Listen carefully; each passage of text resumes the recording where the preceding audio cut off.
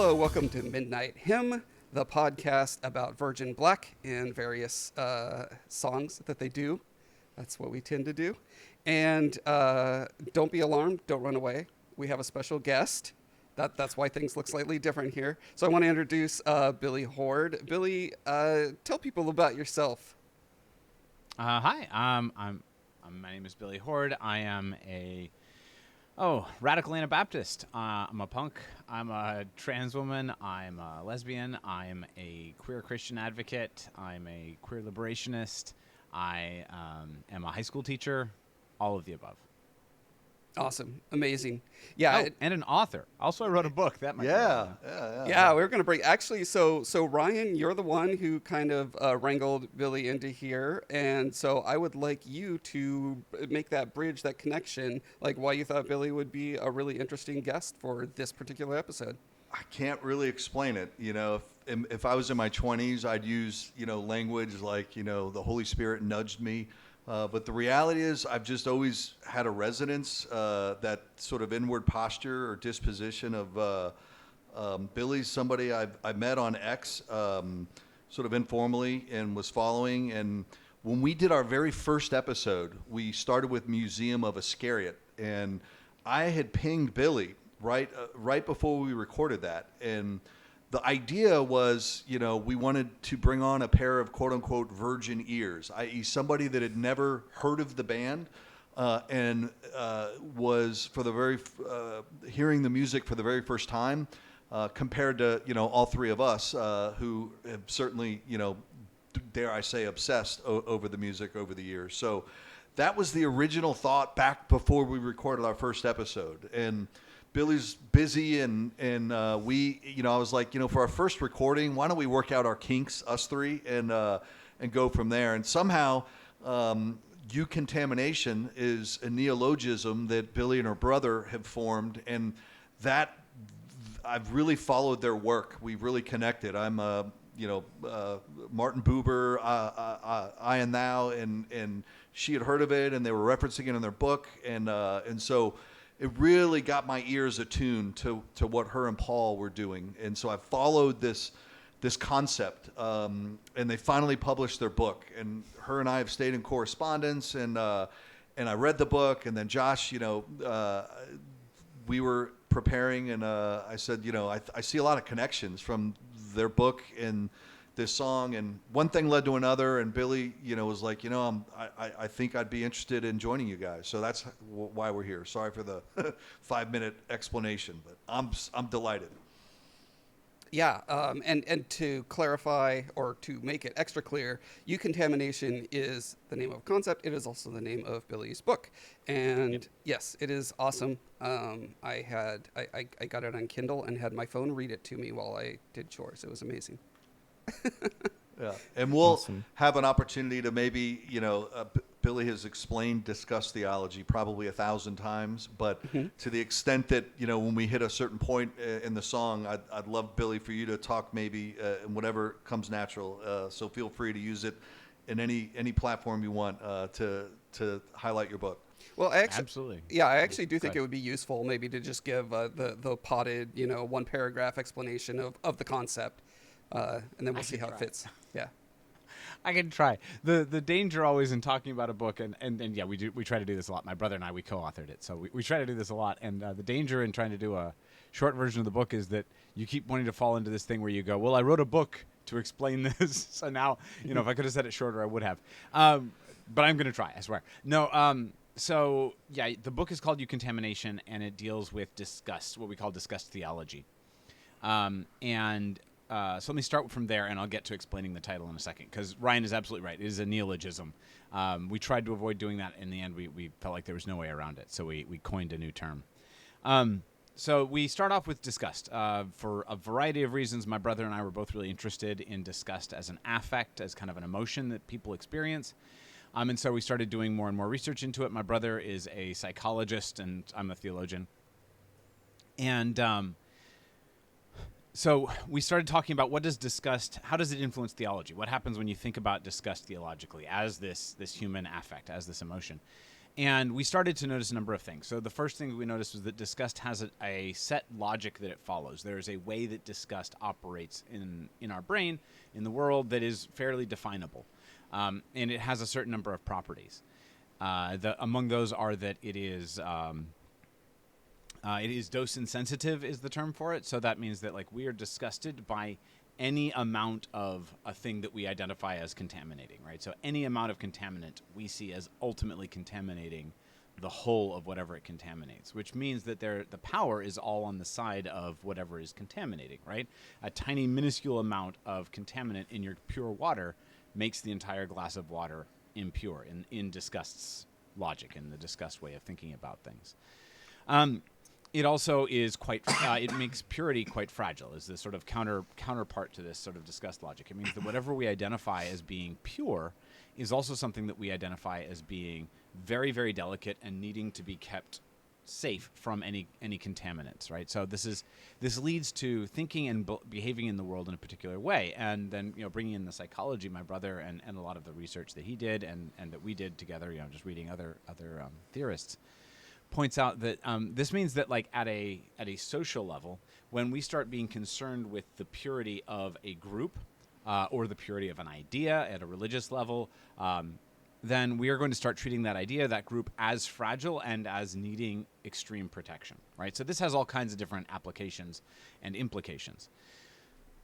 So this is what disgust is sort of doing. And we started looking at the Bible and thinking about how does this, how does this interact with what we see in Scripture? And what we noticed, being Christians, we were pretty quickly drawn to like paying attention to the person of Christ.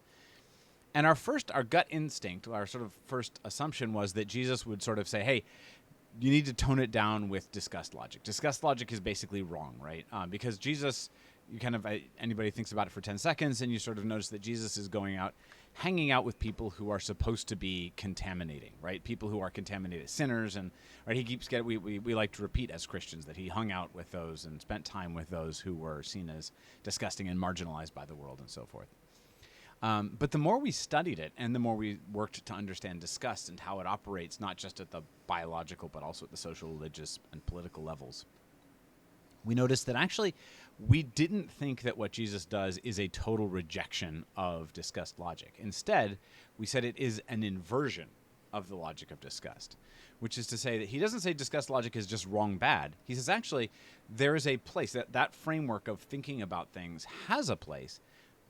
The twist, though, is that in fact, in the way Jesus operates in the world, he operates as though what is good, loving, holy, God's self, is the contaminant, is the tiny amount that can itself contaminate the whole that has already been, hurt, harmed by sin, right? So Jesus acts as though actually his presence in the world, the Spirit's presence in the world, is making the world better, but it's following all of those disgust logic principles, right? The world is trying to keep itself safe from being positively good contaminated by the presence of Christ, by the presence of love, by the presence of the Holy Spirit, by the divine. And so at that point we realized, I'm almost done with my story, but at that point we realized that we needed a new term to talk about this disgust of a good kind. And I am a C.S. Lewis nerd, and so like around this time I had all of Lewis's use of the idea of a good infection that he references in Mere Christianity is kind of flooding into my mind. And that also being a good C.S. Lewis nerd, I also read a lot of J.R.R. Tolkien. And so Tolkien's concept of eucatastrophe occurred to me, right? Eucatastrophe is Tolkien's concept of a good catastrophe. It's a catastrophe, an unlooked for event that changes everything, but it's one that is good rather than one that is bad. And so we coined the term Eucontamination for this concept of a contamination, something that follows all the logic, that operates the way contaminants operate in disgust logic, but has a good effect, a positive effect, a healing effect, the effect of making things more functional and fully themselves in the world. And so that's Eucontamination, is this contamination for good. Yeah, I think anyone who's listened to any of our podcasts in the past will instantly recognize this. If you have any pattern recognition, you're going to see that this is a lot of the themes of Virgin Black are swirling these ideas together. It's about inversion. It's about taking what seems dark and dismal and bad and negative, and yeah, the inversion. Like where is it coming from? What is it accomplishing in a life, in a culture, etc. So. Yeah, I think there's lots of resonance, and then there's a few particular lyrics in this particular song that I think, are particularly potent on that. I'm stealing your phrase, Ryan, your catchphrase of potent. It's mine now. I do overuse it, but yes, the idea of eating and drinking the blood and flesh is disgusting on the one hand, but we'll get there. And I'm feeling it, like viscerally, bodily, right now. I started this episode with a bloody nose, and it's dripping down the back of my throat. So I'm tasting the blood. I'm feeling the disgust. We're in it. So with that table set, let's go ahead and listen to the song, and then we'll come back and talk about it.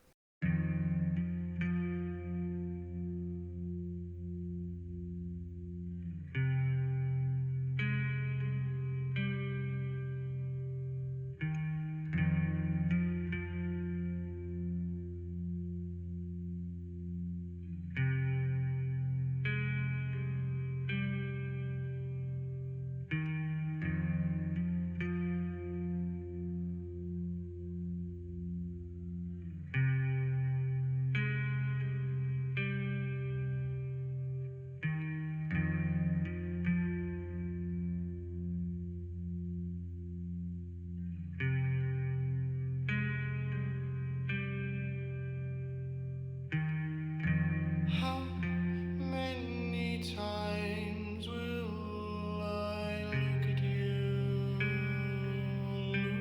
lured by the scent of your death and the breeze to a suffering soul exalts in the stream.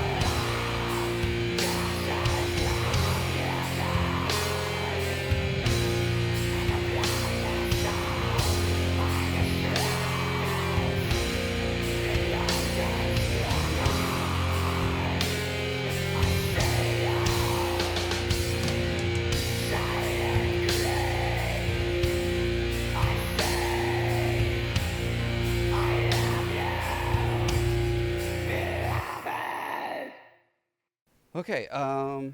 Actually, I'm super curious. I never asked you, Billy. What is your familiarity with this genre? Well, metal in general, and like the subgenre of like goth metal, more extreme stuff.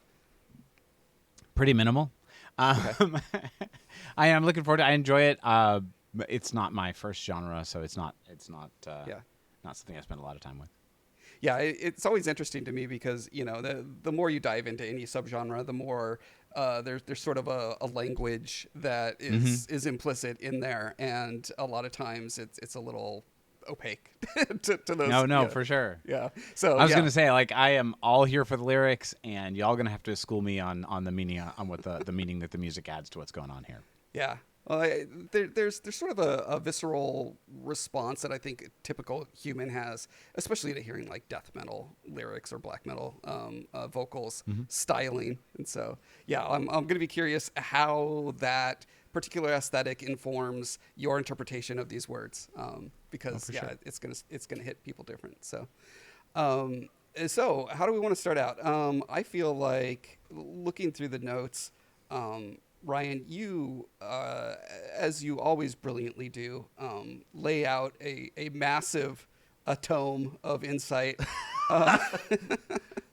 Can you go through at least the like symbolic meaning table that you put in our notes, the motif and such? Yeah, I love the table, Ryan. Thanks for doing that. Yeah, cool. So I would say as a student and a scholar of Virgin Black, I say that without any boasting, but if I look at the amount of time and energy I've spent studying their music across all their work, they certainly have recurrent themes or words, and I've sort of formed in my own mind this sort of motif, symbolic meaning structure. So, and in particular, I'll start with priests. Priests aren't confined to just this song, but I associate priests with institutional religion, domination, or the symbolic order, which is a Lacanian sort of term. The distorters, the people that suffocate, the quote-unquote abusers or religious abusers. In this song, there's beloved, who I've got associated with the crucified divine. Hold on. But before you go on from priests, I just want to note that everything you're saying there is very similar to the vibes I picked up from Virgin Black. So I just want to flash on the screen this artwork that I made inspired by that interpretation of priests. I think it was this song that kind of sparked that illustration for me, because as we've talked about before, a lot of us were at low points in our lives when this album came out. It was a huge point of spiritual sustenance for us and expression of a lot of things, of grief, of disappointment, of feeling trapped. And so all of these kind of came out in this image for me. Anyway, yeah, I want to get back to your symbolic meaning. So we had talked about priests, and now you're talking about beloved. Yeah. So, by the way, Josh, that art is amazing. The forked tongue, the word love ripped out. It really moved me when I saw it this morning. So thank you for that. I had beloved as sort of the crucified divine, or love itself. One might associate it with Christ, Sophia, or just beauty.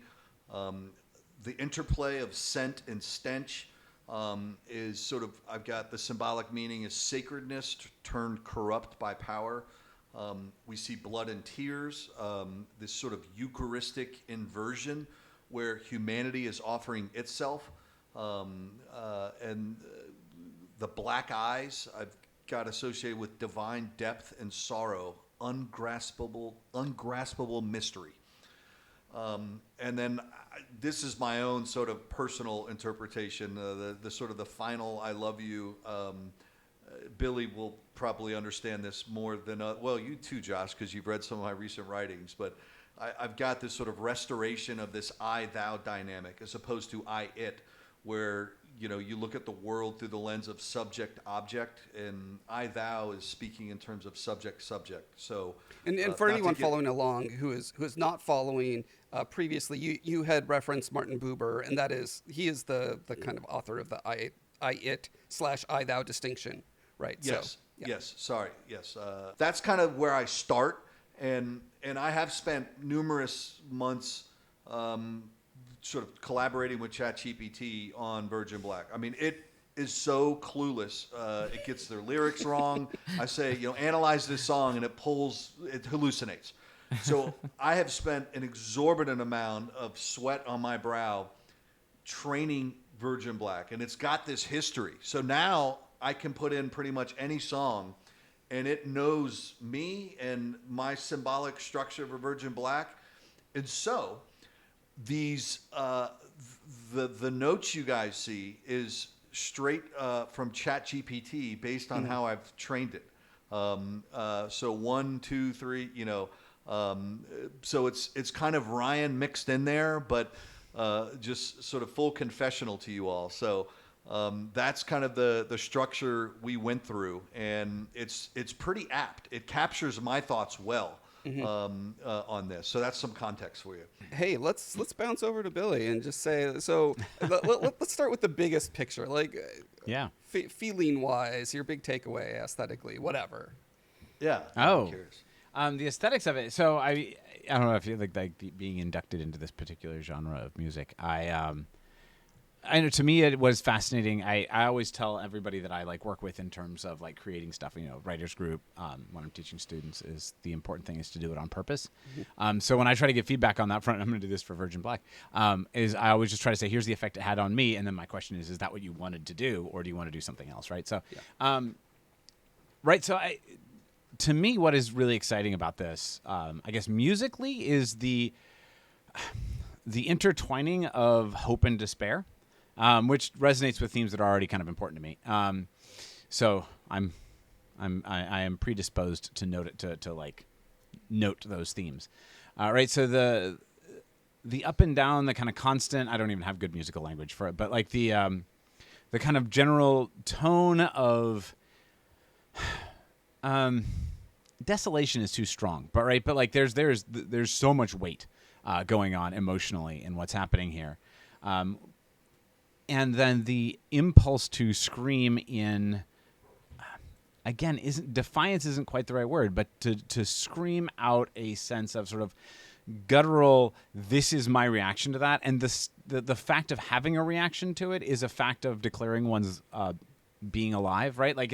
There's a kind of self-assertion in the fact of speaking into that almost void of weight of depression. Again, is not the word I want to use, but that the weight of all of that. So that was my experience of just the music of it, and I don't have better language for it than that. You would need my wife to get a good musical analysis. It's not my training. No, that's awesome. That's why we have Eric. Right. I'm just as ignorant, Billie, on that front. I do the best I can. So yeah, let's bounce to Eric real quick and talk about the music for a hot minute. What are your thoughts, Eric? Yeah, for sure. Well, like many of Virgin Black songs, this is probably one of my favorite songs ever. So just putting that out there. But I had some conflicting data when I was trying to find the actual musical key of the song. It seems like, just from messing around on piano a little while ago, it seems like it starts out at least in F minor, so that's at least where it starts out at, which is usually a good way of figuring out where a song goes, but it might modulate to some other stuff, including the Phrygian mode, which is one of the church modes, found in a lot of different metal songs.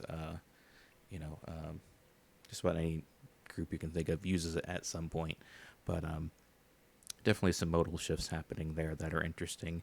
And the key of F minor is often associated with melancholy. It's come up in, I think, one or two of the other songs we've covered, but can also be about introspection and really invoking a sense of passion, which is probably I've used in some of my own songs as well that I've written. So really starts a contemplative mood and kind of reminds me of a half-remembered dream. Beats per minute, about 86. So it's kind of more of a slow tempo, doom metal, gothic approach.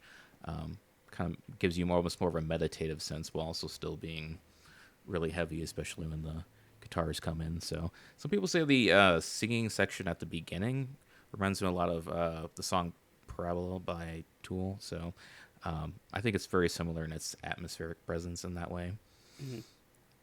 Yeah, that first verse is really powerful. What is that guitar at the beginning? I associate it with like mending. It's not distorted. It's just, when it opens up. Is there any? That's not a riff. Again, this is my own ignorance. I'm standing clearly in the Billie Horde camp here, but how would you describe that tune? Was that the F minor, or are you talking about when it gets to the distorted guitars and starts kicking in? Right at the beginning, it seems like it starts in F minor, and then I think maybe more towards the verse, it might shift into some of the more modal, the Phrygian stuff. I think so, but that's what a lot of songs do. They'll kind of modulate, don't necessarily stay in one key. But it seems like based on the piano, it kind of starts out in F minor, with the clean guitar with the heavy reverb beginning. So one of the things that I was thinking musically as it was going, as someone who's very immersed in this genre and this band in particular, but also semi-listening with the ears of a newbie, because we've got a newbie in here. I was thinking, man, there's a lot of repetition. Like it's just the same refrain like 8 times in a row. And for me, that's kind of like, and it's the reason most of these songs are like 7 to 10 minutes long, right? As opposed to a pop song, which is like you do it, you're in and out.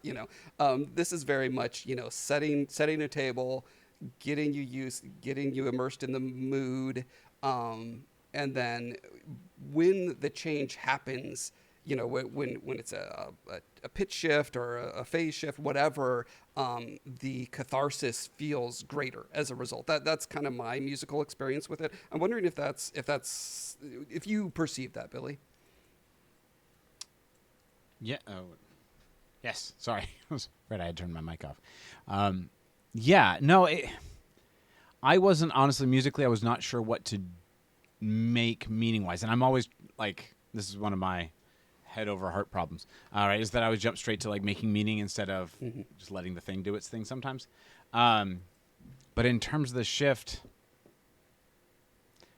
I wasn't sure what they were trying to do, and I think, and again, I'm gonna beg off in terms of like not knowing the language of this particular genre well enough in terms of the mechanics of the music to be able to speak well on it.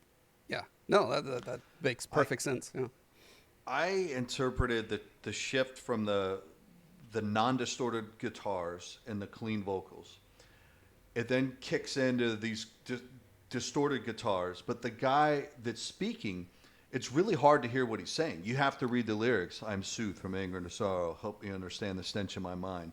So the distorted guitars there represent symbolically the distortion in one's mind of, sort of that's been created as a consequence of the insanity and the incongruence of sort of what they've experienced. That's how I look at it. I interpret, and granted, the distorted guitars are, at least in this tune, are across this whole album, but the death vocals at the end of the song and the transition with the distorted guitars right at the moment of this sort of 3x repetition where somebody's speaking, it almost seems like confessional of the individual, and the guitars represent sort of the madness or the chaos of, it's not intended to be pleasant to the ears.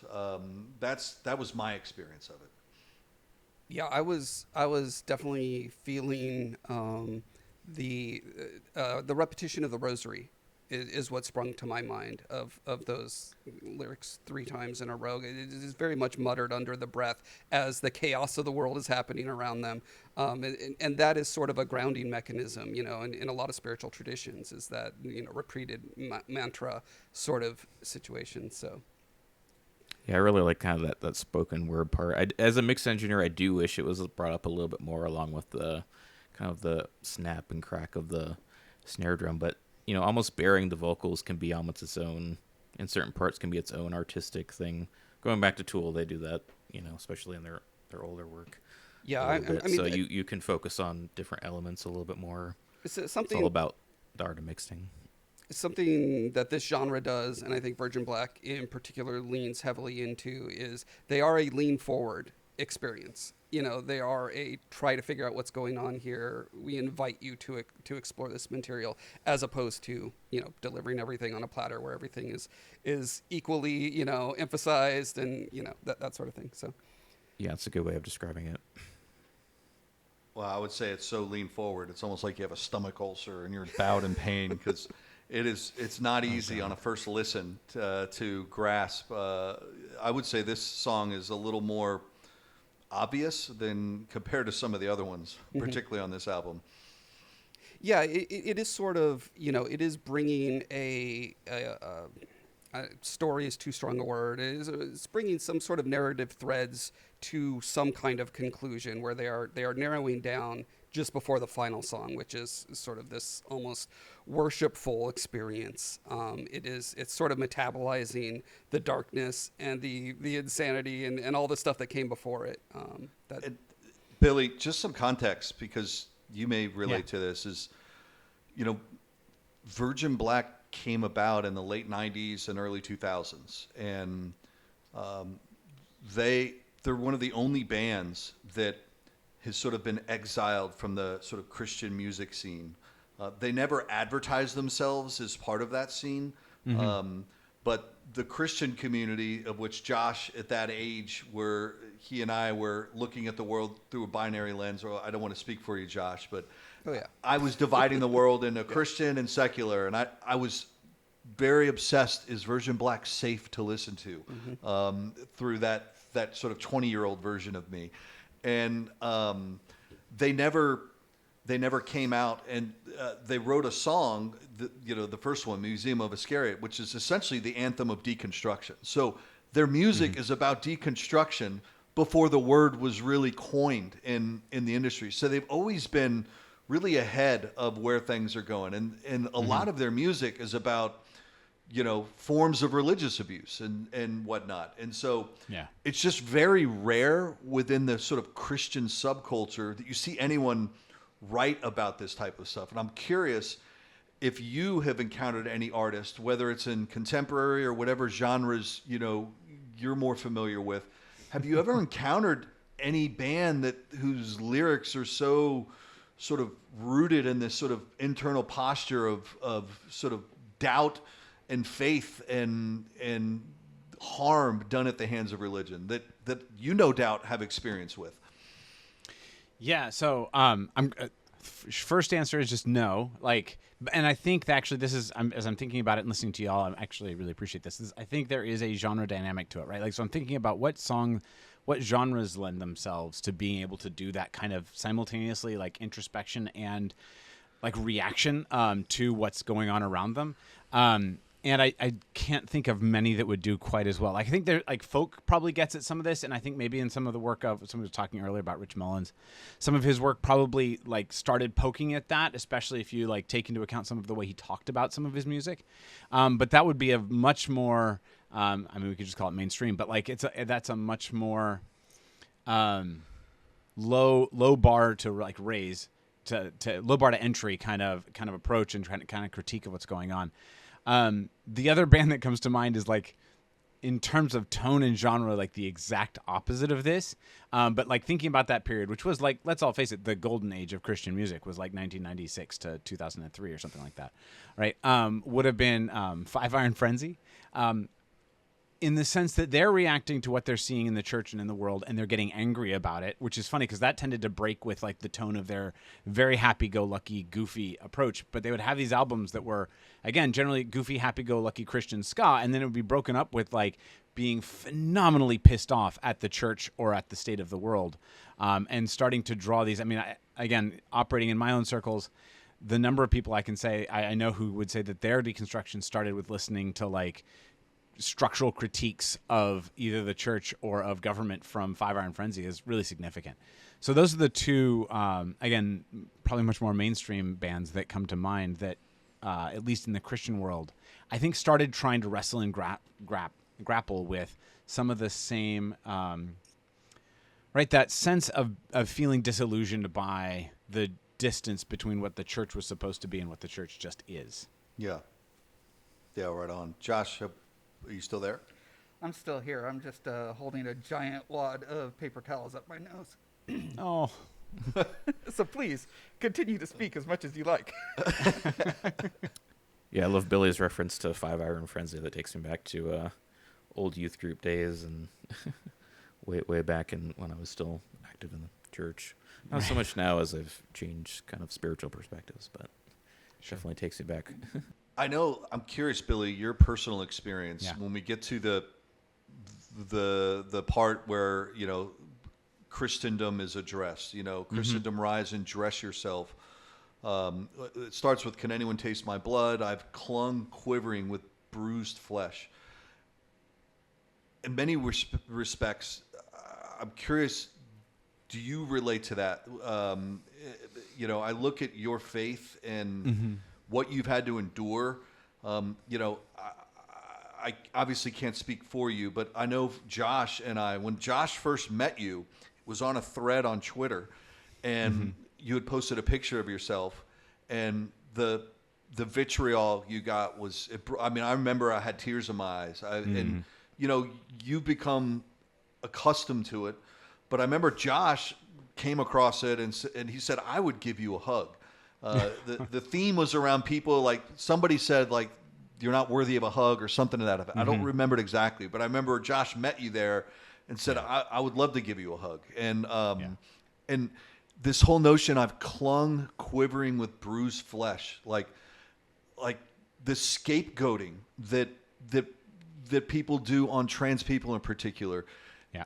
It seems to me that line may resonate insofar as, like, there's a certain crucifixion that you're subjected to through this sort of, no greater love than evangelical hate. You care to comment on that? Because I don't want to put words in your mouth. I was going to say, yeah, no, they always say there's no hate quite like Christian love, especially in the queer community. No, absolutely. I found that particular stanza verse really, really compelling it's really fascinating to me the way this particular song, and probably the whole album for all I know, but certainly for this song, refuses to move beyond the pain that is being caused without finding something. It actually reminded me of that verse, or not the verse, but the pericope where Jacob is wrestling with the angel, with God, and God saying, "Release me." And he says, "I need to be blessed first." Not without a blessing, right? This refusal to not let go of the thing that is hurting until you push through to find what is at the core. What drew you to it, right? Like that delicious tears you made me shed is this line that I kept kind of going over and over and over and over as I was kind of thinking about this song. Because on the one hand, I don't want to be a person who who there's a trap that we can get into where we start to talk about suffering as intrinsically ennobling, right? And on one level, suffering just makes us all suffer. Suffering is not fundamentally ennobling. And at the same time, as a Christian, as still very much an operating, confessing Christian, I do believe that God has the capacity to take suffering and make good come out of it, right? So it's not that suffering was necessary, but given that suffering is happening, God can make good come from it. And sitting with the church, right? This does parallel in some ways my experience of the church, right? I get asked a lot, and I still get asked regularly, why I'm still a Christian, usually by non-Christian queer people, right? They're like, "Why would you stay with that? It's toxic and terrible and harmful and cruel." And I think it's a good question. In fact, I would say that that question is meant to make, that question has the effect of bringing me back when I don't just brush it off or take offense at it, but I take it seriously, right? It invites me to return and ask it in all seriousness and say, so what is it about this that I find so deeply compelling that I can find life on the other side of it? That I can find life in it. All right. And for me, it is the person in relationship with Christ, the person in relationship with Christ that I like. I am in love. There's that line that there's the line from, oh shoot, it's in Lewis, but now I'm from where it is. Josh, got to help me out with this. I am in love and out of, it's from Great Divorce. I am in love and out of it I will not go. Right. I will not be taken out of this love, even though other people who claim it have hurt me. even though other people who claim it are bruising me. My fight is with Christendom, and I believe that I am on the side of Christ in this battle against Christendom. Would be another way that I would want to put that. And so I found that whole thing really compelling. I think that there's a deep irony here, right? Like, I want to say, the phrase that keeps echoing in my mind is that Christ is always killed by Christians, right? That it is always those who claim to be the followers of whatever is good and truth and noble that end up prioritizing their idea of that over the real fleshly bodied person of God in the world, and end up crucifying that person because, to use language that you might like, Ryan, right? Like, they're reducing the thou to an it, and then consuming it. Yeah, no, well said. Well said. I know Josh is dealing with a bloody nose. Again, what to make of that, given the lyrics is, shall we say, mysterious. But Eric, anything stand out to you on this sort of Christendom rise and dress yourself all the way to what delicious tears you've made me shed? Yeah, I mean, the rise and dress yourself, I mean, that can have all sorts of evoking of imagery and how someone interprets that symbolically.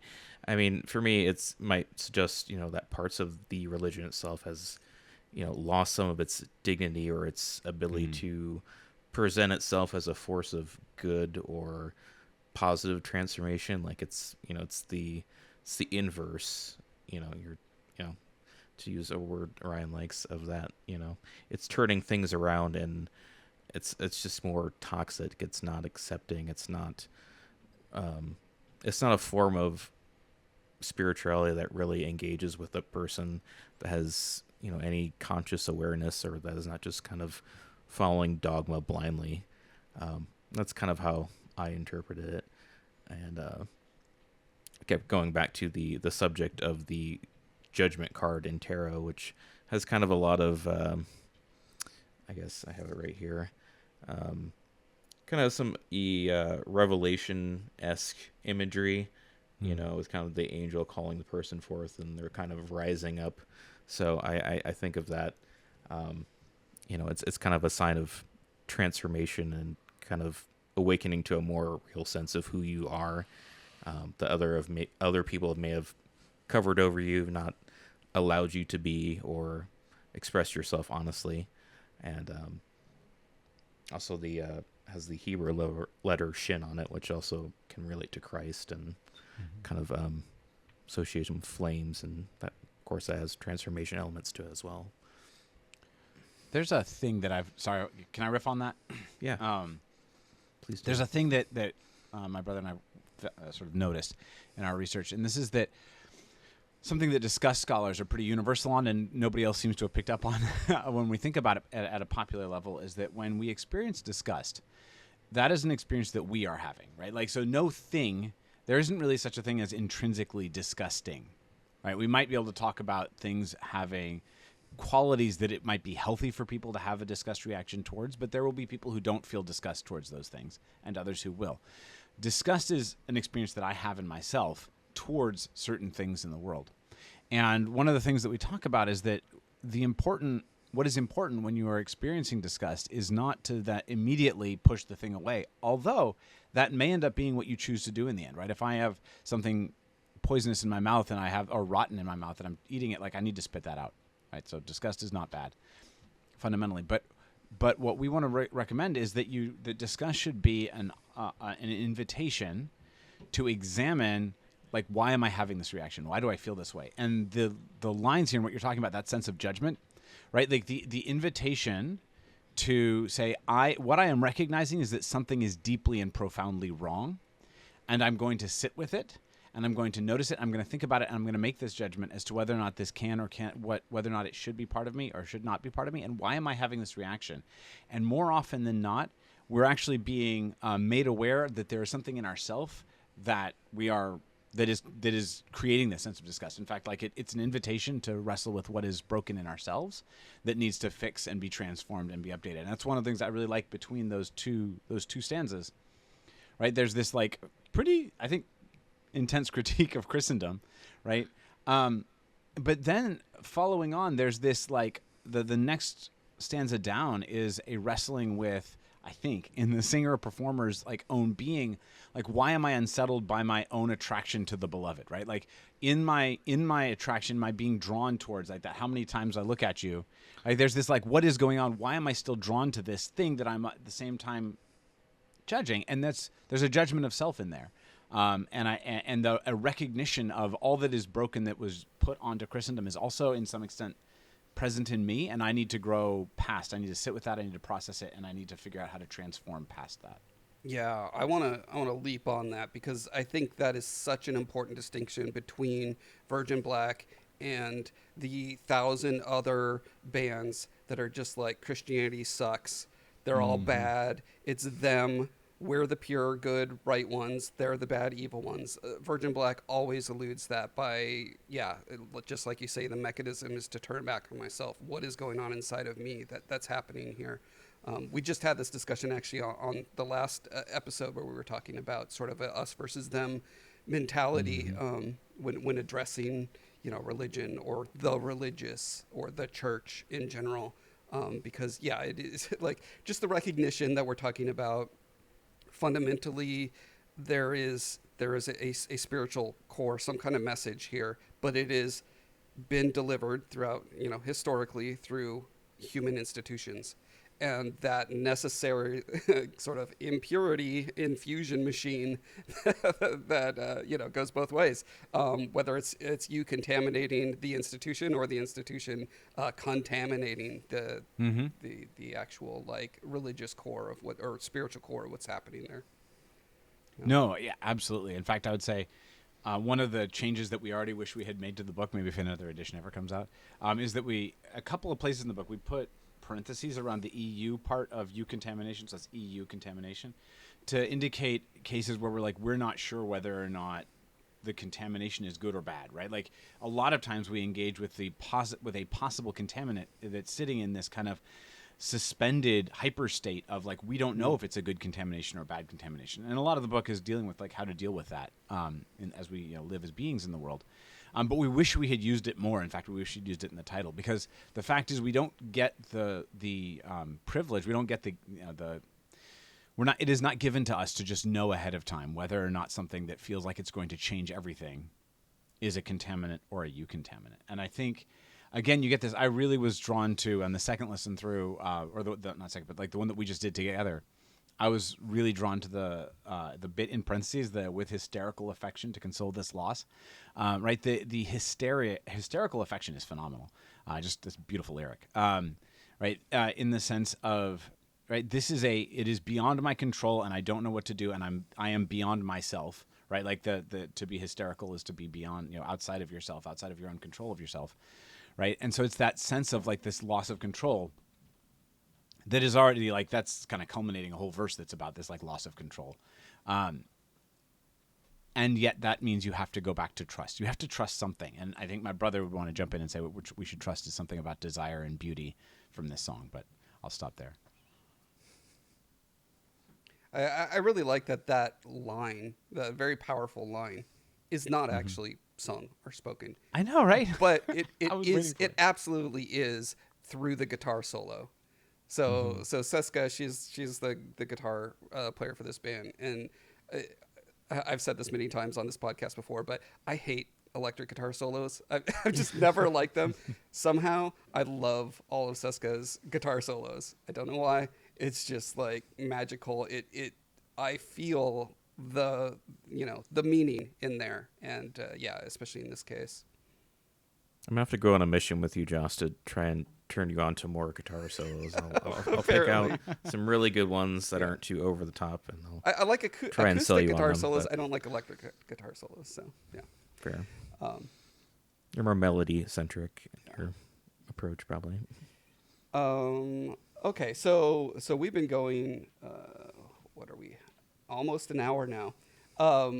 So we should probably look at landing this juggernaut of an episode. Do we have any like final thoughts from you, Billie? Not that this has to be the last thing you say, but anything you haven't said yet that you feel you need to say? Oh my gosh, I feel like we just barely scratched the surface. I could do mean, we this for a couple have, hours. yeah. This It's, every uh, song there's- could be a 5-hour episode. Okay, so I'm just gonna keep going with like kind of what was striking me, Please. in terms of just like continuing down off of the next one, because and again, this is. I don't know, I'm just kind of bringing what I have. Right, the next bit, the beloved, the semblance of their love curses your beauty, just resonated with like so many of the themes that I have in my own writing. So going with Ryan's interpretation of beloved as sort of like Christ, Sophia, beauty. By the way, I will say that like our book it uses truth, goodness. No, it uses the truth, the life, and the way, truth, and life. We almost use the three transcendentals of truth, goodness, and beauty, and I think we will in some future work. All of which is to that this is exactly right. Like that line is, it is so on point, because our reaction, the reason that we discuss so much when we're talking about Eucontamination and this temptation, not temptation, but like this opportunity to be Eucontaminated by either the Eucharist or by other people or by Christ or by what is love, by beauty, is that we resist it, right? Disgust exists to protect us from the infiltration of something that would make us into something new, right? And at a biological level, the introduction of a poison into my system would make me into a dead thing, and that's not good. So disgust exists to keep that from happening, right? But at a social level, political level, religious level, we don't want the introduction of bodies that will turn our body into a new body. We don't want to be transformed into something else, right? So we tend to resist transformation. And in Lacanian language, this is ego protection. We have reduced ourselves to an it, by the way, to use Ryan here, in order to try to understand ourselves. We don't have a self-conception without reducing ourselves from a subject to an object. And then we start protecting that object. And disgust ends up doing a lot of work to help us protect that object. It immediately shunts out anything that threatens to transform us, including things and influences that would transform us into something better. So all of which is to come around and to say, when it says the semblance, right, like not real love, right, this fake love, false love, curses your beauty, because beauty pierces through the capacity of disgust to keep ourselves safe from being transformed into something more glorious, into something more beautiful, into something more whole, in fact, into ourselves, right? To unmask the false ego that we have created in order to have a concept of self-understanding. Beauty does this thing where it reaches through and past all of that like an arrow and just shatters all of those defenses. So like that line is just, to me, that line was like pitch perfect analogy of Eucontamination, right? This is saying this desire that I have towards beauty is destroying all of my capacity to believe in or accept a false love, and the false love that helps me feel safe and secure from the threat of the sharp reality, the sharpness and crispness of reality. Yeah, it reminds me of we have a common friend who posted a critique video where someone was using the now classic, we have to oppose the bad ideology because of love. It is love that causes us to oppose these people and their inclusion in our midst. And yeah, it is such a another one of the concepts that I had. I probably will get back to this someday. I wanted to make a sculpture based on this song, which was the beloved sort of as this feminine figure holding a child to her breast, and she's progressing, like she's walking through history. And the idea was to have lots of these little like smaller figures sort of with chains and hooks and wreaths and whatever, sort of pulling her back, and each of those would be some kind of different human impulse that says no, we must, whether it's nationalism or whether it's purity culture, whatever it may be. Yeah. There are all these forces that are trying to hold this this progress back. I started sketching and I started getting supplies for it, and then a million things happen and life is messy. But anyway, yeah, I just wanted to put that out there too. For whatever reason, Virgin Black is the band that like makes me want to make stuff so much. Oh, yeah, I've seen some of your pieces, Josh, and they're pretty amazing. Like I had no idea you did the I was surprised to see the art that you shared in the notes, and of course, I'm so glad to see you sharing it with the audience on the Savage Priest. But man, I would.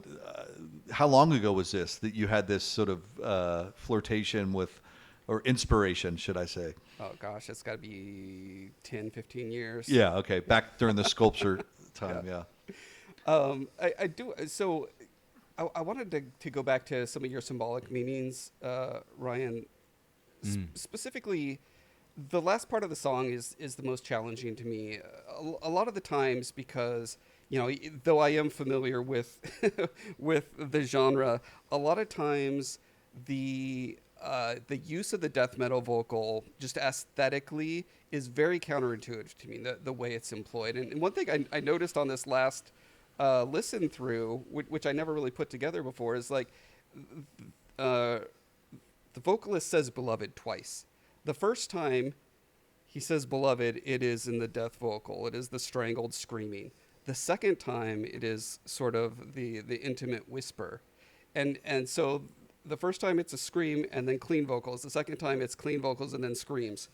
And you kind of noted that with the final "I love you" and section there. I'm just wondering if you had any insights there.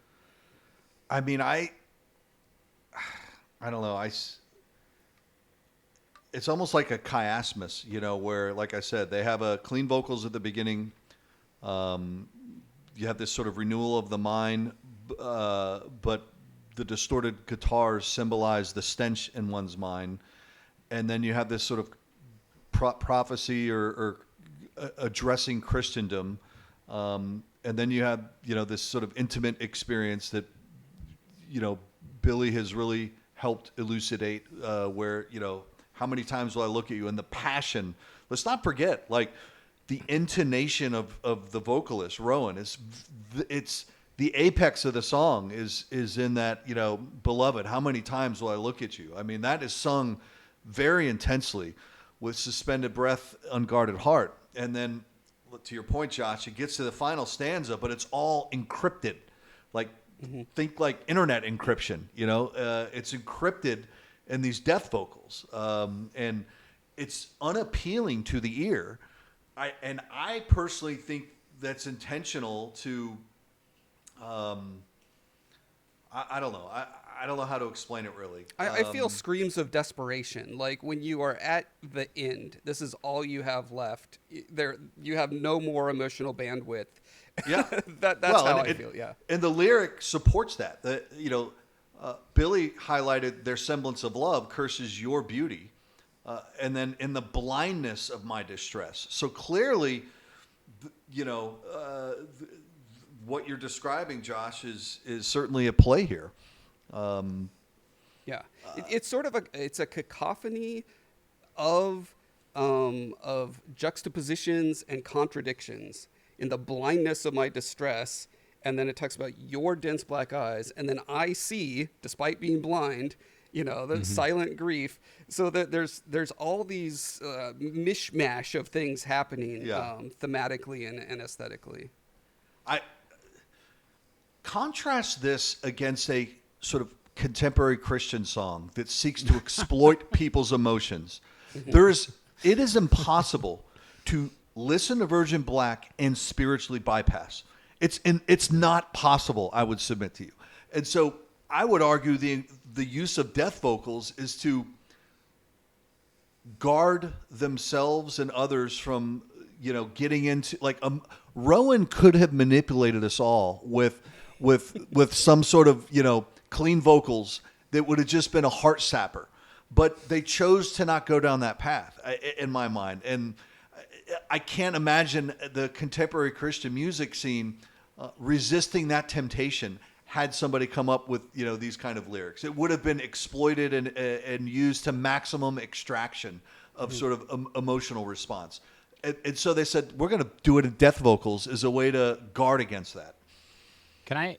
Okay, I'm going to risk us going over, but can I tell us a little story on? I'm going to do a C.S. Lewis side note. Oh, absolutely. Have any of y'all watched the movie that came out, Freud's Last Session?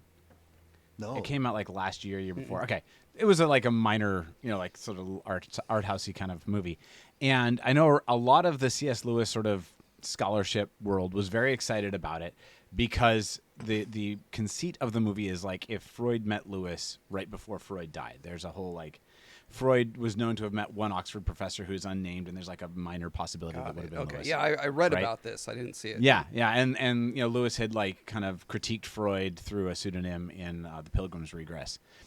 And anyway, so people were very excited about it before it came out. And then it came out and they saw it. And a lot of the kind of apologetics world, and I'm thinking, Ryan, you're like, imagine the CCM types, right? Like the apologetics world were pretty horrified by the movie because nobody wins. It's not a movie of like C.S. Lewis going down and debating Sigmund Freud and then leaving having like won some You didn't apologetics absolutely debate. destroy him with facts. Right, and he does logic. not destroy him, right? That's not what happens. What does happen in the movie, though, is that Lewis, like they both learn to know one another as people. Like they learn to see each other as real persons.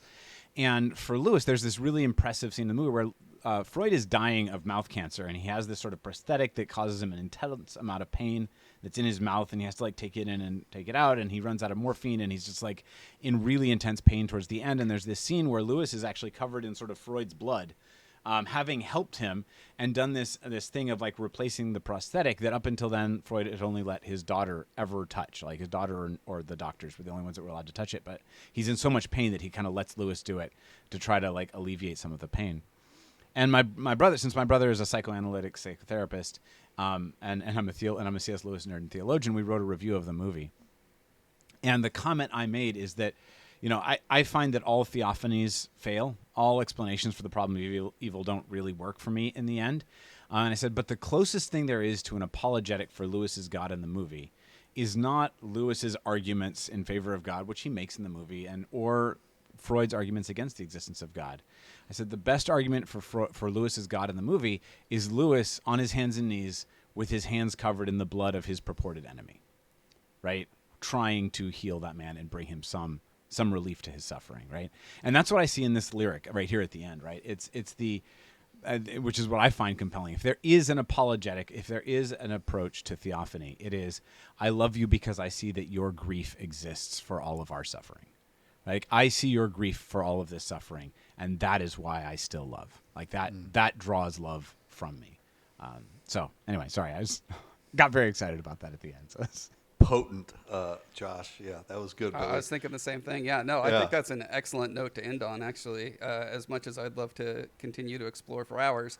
Yeah. And we do, just for listeners in the audience, you know, and Billy, I'm not sure if you read all the notes, but the final song, the song that follows this is Our Wings Are Burning, which is the most popular song of Virgin Black. I mean, order of magnitude. And so these two songs form a pair. Beloved, Our Wings Are Burning. So the creativity of the band on this album, each song, they're in pairs. So this is the final pair called Beloved, Our Wings Are Burning. It's like one statement. So you're under no pressure to join us for Our Wings Are Burning, the pinnacle of Virgin Black's music. It's a much shorter song, and there's actually a music video of it, one of the few music videos that is published. But the invitation stands if you'd like to finish out this because they're so linked, you know, on our next session. But no pressure to comment now. But I think we're going to be covering Our Wings Are Burning next, Josh. Does that align with what we had discussed? We would do the two pairs. I don't see why not. We're very loosey-goosey here. Yeah. And then the other thing, Billy, is Virgin Black is not just metal. They actually have a requiem, a 3-album requiem, which is done entirely. One album is entirely orchestra and symphony. So there's some amazing songs on there that I would argue are the closest thing to an Old Testament psalm that I've seen in modern music. And so there's don't judge every book just by this song. There's a huge artistic spectrum. And so I'll continue to brainstorm ideas on, you know, I think Paul could have some fun with from a Lacanian perspective, but anyway, yeah, we'll end it here, Josh and Billy. Thank you so much for joining us. And Wait. we're not going to end because we still have to do our recommendations. Yeah.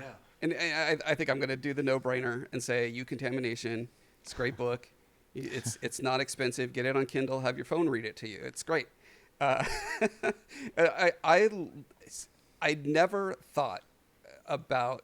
Okay, so one of my favorite books, besides The Great Divorce, is called The Righteous Mind, and I think I've recommended it here before. The idea that there are these moral foundations that people have, and because I don't feel the disgust one, the disgust purity dichotomy as a moral foundation, it's just never spent much time in my mind, and as a result, I lacked empathy for people who do feel it strongly. And it's funny because one of the things that me and my co-author strive to do in our fantasy novels is to break down that disgust barrier. We're always exploring what is a completely different psychology, a different biology, and how does one grapple with that in an empathetic and loving way. And so all these things kind of crash together for me in reading Eucontamination. It's fascinating. It just came out of left field for me, but it's super interesting to think about how that very impulsive thing that people have in their lives is so unexamined by most people, and so I found it profound for that reason alone, as well as just being well written and yeah. So anyway. Oh, thank you. I need to jump on that. I know I mentioned it, I think the last episode I recommended Eucontamination, but I'm also going to recommend it. And our audience there's a lot of people that like Virgin Black that have very, hostile towards any notion of God. So I would suspect, a large atheistic. When you're in the metal community, there's a large spectrum of diverse beliefs. So I have no doubt there's listeners that probably haven't been able to finish this episode due to maybe a activation or a triggering of their mind has constructed a narrative that there's some form of evangelism going on here. But all the more reason, and dare I say, they may be experiencing disgust. And all the more reason I would recommend your book, Billie, despite the exploration along the figure of Christ. It's an invitation for anyone, regardless of where they are, to confront what's going on inside of them.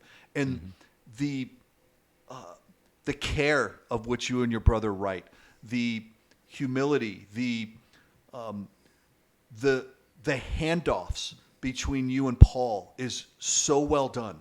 It reminds me of Rowan and Seska, Josh and Eric. The synergy and the way they dance as musicians, and Rowan on his vocals and their lyrics. It just clicks. And similarly, Billie and Paul, it's just fascinating when you read a chapter and they've switched from one person to another, and the way they narrate it, and you're literally experiencing two different minds in such harmony and synergy. It's absolutely fantastic. So that's my call out. All right, Eric, what do you got? Yeah, Billie, I'm gonna have to check out your book, and it was definitely a pleasure meeting you. I think that's the kind of introspection that a lot of people need, and so I will read that and suggest it to others. But my suggestion, I guess, for this week would be the band Thornhill. They got a couple good albums, but the one they came out with this year, I think it's titled Bodies, has like a black and bluish art scheme. Really great music in terms of it's kind of similar to Deftones than Virgin Black, but I mean, great at mixing heavier music with more melodic elements. So that would be my recommendation, since I've been listening to that one in the car. Cool. All right, Billie, we didn't prepare you, but do you have anything to recommend besides your book? That's already taken. Can I recommend a book? I don't have an album to recommend right now. That's good. But if I can do a book. The book, there's a book called Faith Unleavened by Tamese Spencer Helms, who is a queer, non-binary black Christian woman. uses all those terms. Just that's that's how they would identify. And it is a story, and I like to say that it's like kind of the yin to our yang. We've worked with Tamis and really, really love their work. And it's a kind of exploration of their experience of taking out what they describe as kind of the leaven of evangelical Christianity out of their spirituality, right? And they would currently describe themselves as post-Christian. So it's a description of how they got to that place through this process of like kind of de-leavening their own faith, and talking about how whiteness and straightness had leavened their experience of the divine and of spirituality, and sort of undoing it. It's a fascinating and really phenomenal read. Also, it's a very, very, very like approachable book. It's a very easy, like you can process it. You'll enjoy it. It's a positive, because it's written as kind of this biography, this kind of reflective memoir biography. It's really, really good. Cool. I think I follow them on X, I think, or Twitter, or Threads. Threads. I think I know who you're referring to. Yeah. Yep. Phenomenal book. Very much recommend it. We'll definitely Awesome. check it out. Okay. With that said, that's a good place to wrap it. We'll see you guys on the next episode.